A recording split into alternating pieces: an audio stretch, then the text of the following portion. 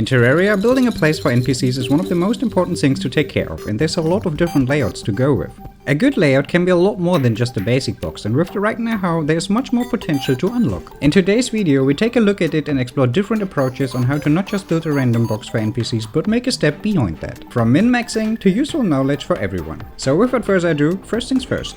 To have an actual valid housing for any NPC we need the bare minimum size of 60 tiles including the outer frame. Walls, a light source, one chair, one table and a door.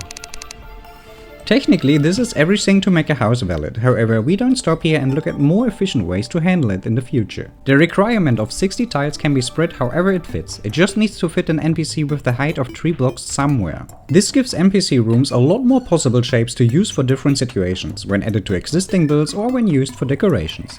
The first thing many players don't know is that an NPC room doesn't need to be covered fully with walls. The only rule for walls is that you can't have empty gaps more than 4 blocks wide. This is a valid housing because the gaps to both sides aren't wider than 4 blocks. And this is not a valid housing because the gap is wider than 4. As long this rule is followed, a room will be valid regardless of missing walls. Another thing some players are unaware of is that it doesn't need an actual door to make a house valid. Platforms will do just as good. You can simply replace a door with 3 platforms to test it by yourself.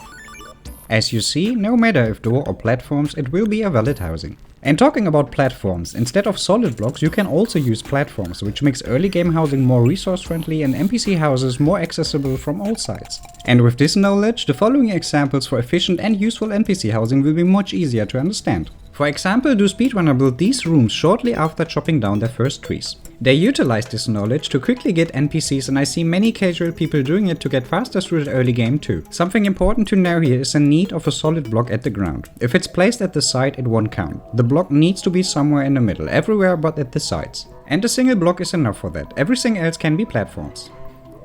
However, considering we aren't speedrunning the game or decide to finally upgrade our generic NPC box, my personal favorite is a pretty useful NPC hub with a good use for a lot of different things.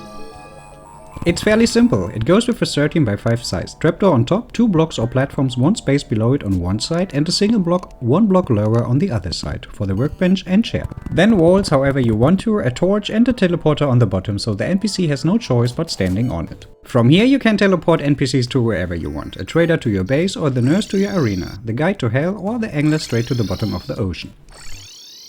I like to build a little NPC room in my base simply with a single teleporter with most important NPCs connected, like the goblin or mechanic. This way you can even use NPCs used for pylons elsewhere and you can easily connect multiple NPCs to one single teleporter output to save space. Another efficient NPC hub I like is built on a pretty similar philosophy. A teleporter leads to the NPC hub from where I can teleport the NPCs comfortably in front of me to sell or buy whatever I need.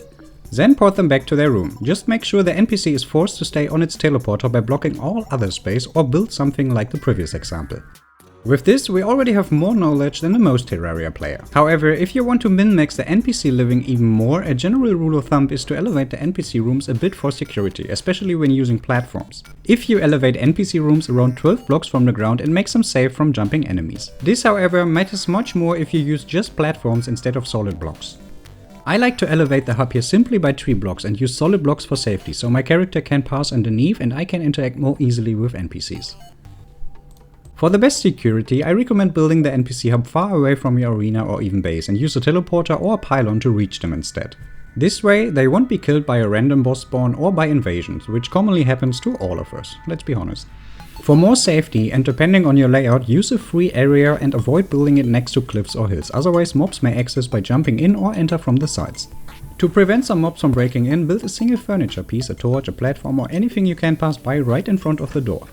Or make sure that the doors are placed in a way that zombies can't reach them anyways, or use trapdoors. Overall, the freedom to create whatever NPC living you want is simply in the nature of Terraria. There is no right or wrong, but I hope this tutorial helped to improve or refresh your understanding of NPC rooms and some mechanics beyond that. If you have more ideas to share, please let us all know in the comments. To not miss out on more stuff all about Terraria, hit the subscribe button and leave a like. And with this, stay healthy and see you next time.